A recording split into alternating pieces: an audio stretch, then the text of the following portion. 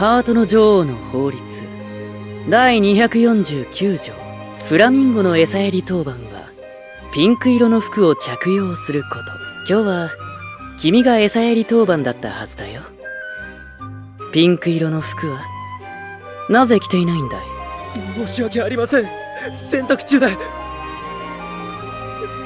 寮長、どうか首をはねるのだけは。君がルールを破るのはこれで2度目だ。もう看過できない。オフイズユアヘッド！5000文字の反省文と庭の草むしりを1週間だ。そうしたら魔法を解いてあげよう。そんな。僕だってやりたくて首をはねてるわけじゃない。君たちがルールを破るからだろう。ルール違反を軽視することは君たちのためにならないんだ。分かったね。トレイ、ケイト、彼を外へ。はい、寮長。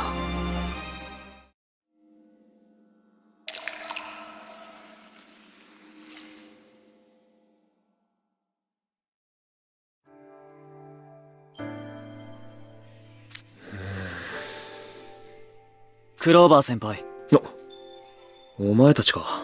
図書室で待ち伏せしていればマロンタルトのレシピ本を返しに来ると思ってました。俺たちやっぱ寮長のやり方に納得いかねえんだけど。だろうな。あんた実際あいつのことどう思ってんの？小さい頃からずっとそうやってあいつにペコペコしてきたわけ？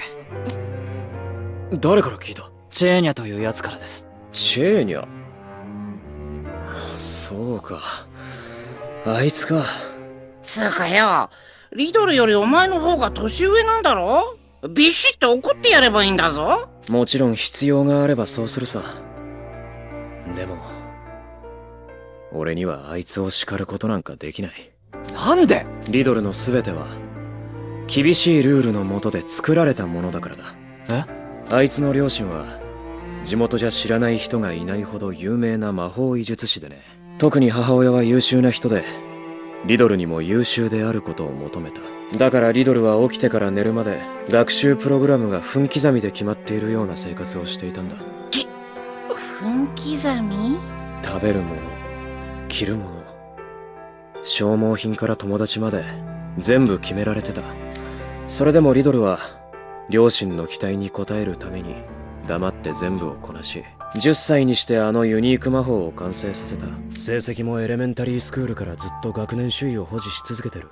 それがどんなに大変なことか想像もつかない。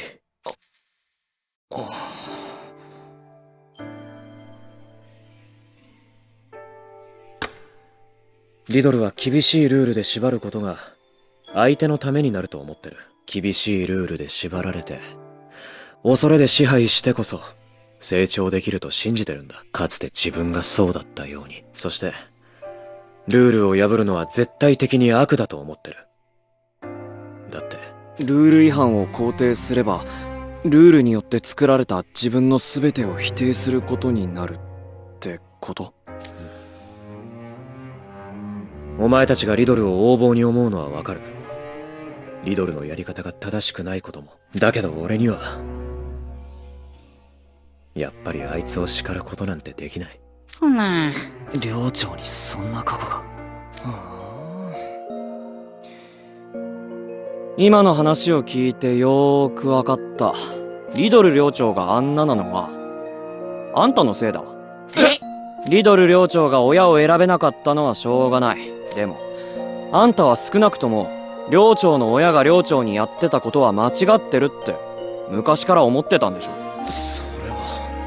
今の寮長が親と同じ間違いしてるって思ってるならちゃんと言えよ。直してやれよ。かわいそうなやつだからって同情して甘やかしてどうすんの？あいつがみんなに嫌われて孤立してくの見てるだけ？おいエース！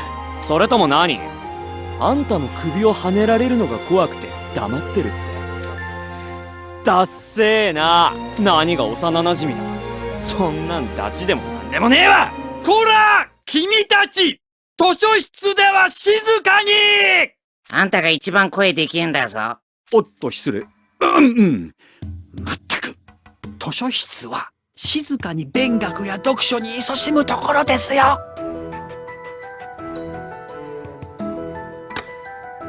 わかればよろしい。